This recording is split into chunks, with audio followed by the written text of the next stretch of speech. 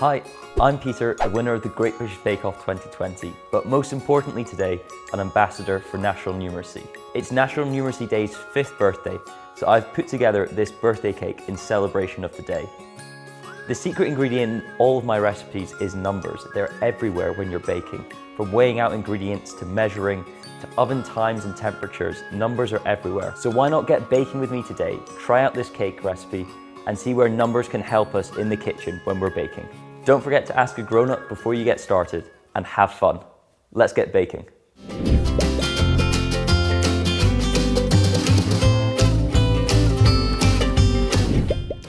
So the first thing that we're going to need to do in this bake is to line our tins. We have two 18cm round tins here, and we need to line the base of them with some parchment paper.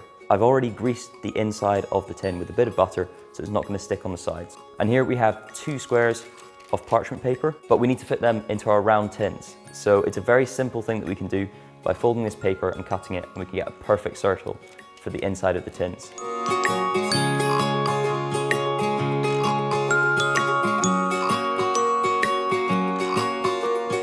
And then look at the magic here. We've made a nice wee circle that's going to slot very nicely into the bottom of our tin. So that's a prepared tin. No cake is going to stick in that, and it's going to come out nice and easy. So we've lined our cake tins, and the next thing to do, we have to make a cake batter to get our cake going. And this is the most important use of numbers in baking, is when we're weighing out ingredients. If you want your cake to be consistent every time, you need to make sure that you've weighed your ingredients correctly. So into a large mixing bowl, we're going to add in 225 grams of softened butter. And to that, we're going to add in 225 grams of caster sugar. So with an electric hand whisk, we're going to be creaming the butter and sugar together for about 3 to 5 minutes. We want this to be really light and fluffy, nice and creamy, and it's worth being patient here. 3 to 5 minutes. It takes time, but it's worthwhile at the end.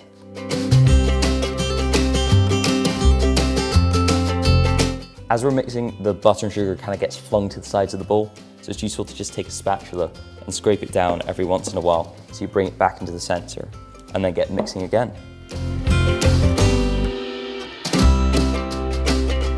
So you can see the butter and sugar has got lighter in color, it's more white, it's a lot softer, it's more spreadable, so that means we've got a lot of air in it, and it's going to make a lovely, delicious, light cake.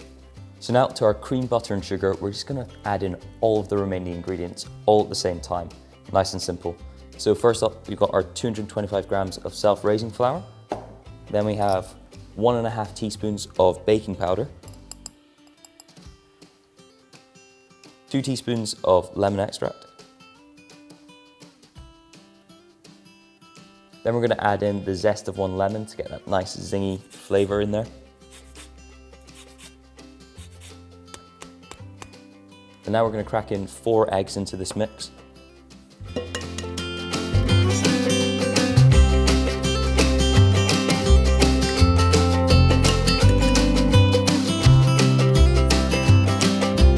So once everything's in, it's just back in with the mixer, and we're just going to mix until it's just all combined together. So that's our cake batter all ready to go. It's nice and smooth, there's no clumps of flour in there anymore. Looking lovely. We've got a cake ready to go. So now we've got our cake batter all ready to go. We're just going to split it evenly between our 2 tins. You could weigh this out and make sure they're absolutely perfectly level between the 2 of them, but we're just going to do it by eye today and just give it our best shot.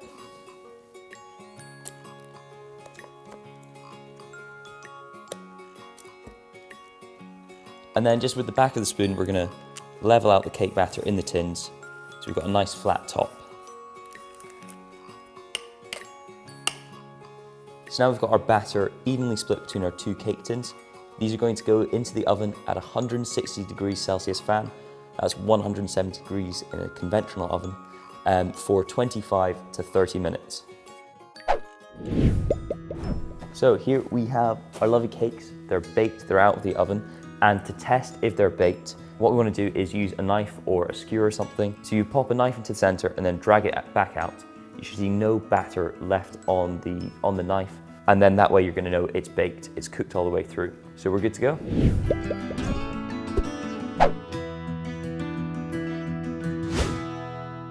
So our 2 cakes are out, lovely golden brown, well risen. They're looking delicious already. And they have cooled completely. And now what we've got to do is we're going to be making a tall 4-layer cake. And we've got 2 cakes right now. So we need to double those layers by cutting these in half each. We're just going to take a knife, be very, very careful here, maybe get an adult to help you out. We're going to put our top hand flat on the top of this cake and then get down at eye level and gently slice around the cake, spinning it as we go.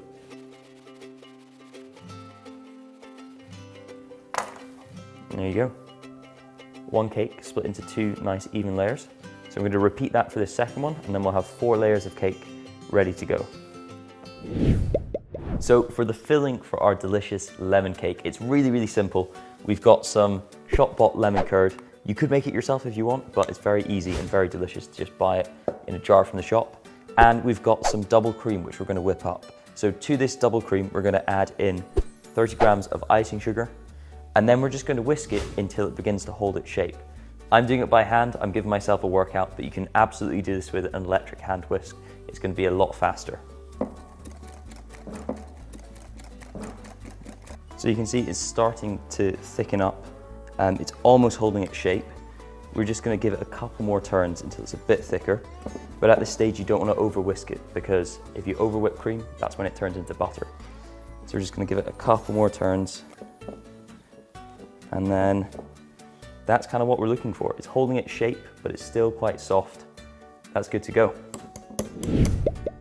We've whipped our cream, and now you don't have to do this, but for ease of adding it to the cake, I'm going to fill a piping bag with the cream. We can just spread it on with a spoon instead, if you don't have a piping bag available.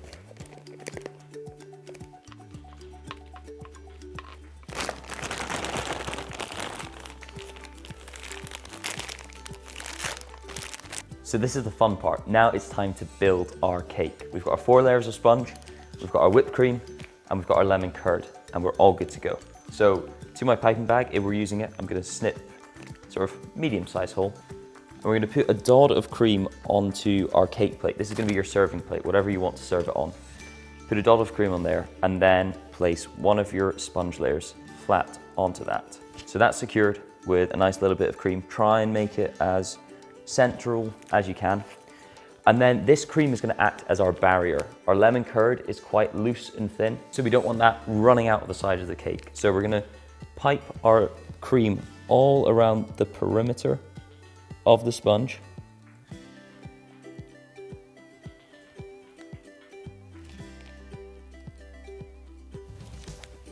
And this acts as a little dam for our lemon curd, which we're now going to add in.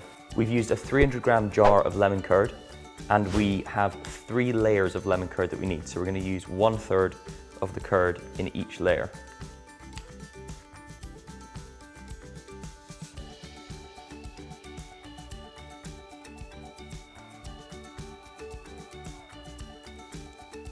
And now we're going to add our next layer of sponge on top, press it down, and you can see the cream is peeking out the sides, but none of that lemon curd is. So we've done a good job. Try and get that nice and level on top of the cake.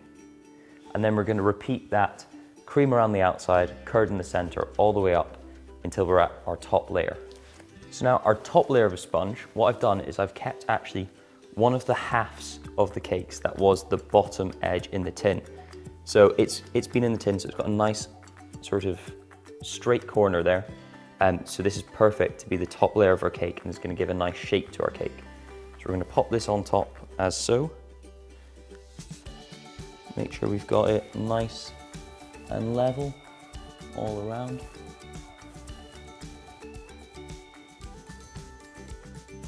Looking good. So the next step is we want to cover this cake in our whipped cream. That's our decoration. But before we do it nice and neatly at the end, we want to kind of give it a thing called a crumb coat. And this is when we put a very, very thin layer around the outside to keep all the crumbs in and make sure we don't get any crumbs in our nice icing at the end. So I'm going to put not very much cream over all of the cake. I'm going to use my palette knife to spread it out and make it as thin as possible.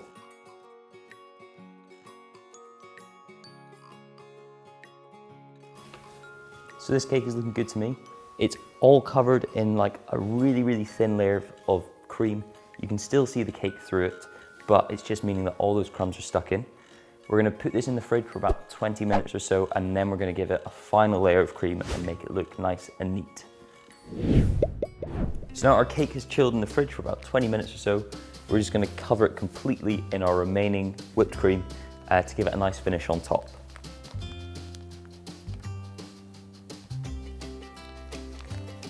So I'm gonna start from the top. I'm gonna work this over the edges.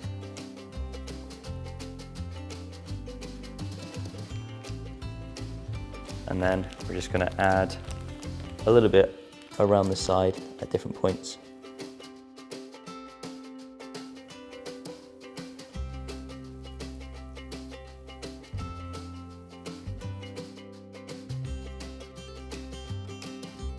We're keeping it kind of rough and rustic. We're just spreading it out until most of the cake is covered in our lovely whipped cream.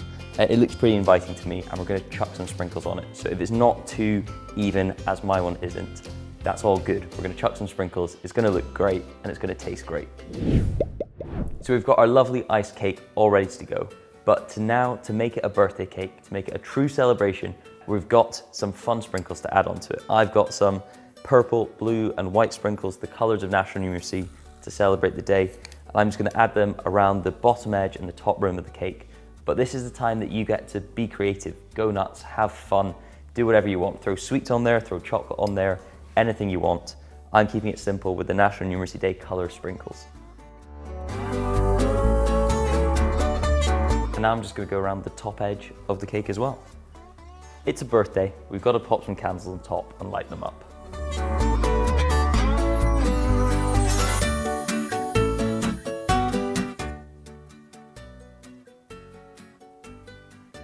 There we are. Happy birthday, National Numeracy Day.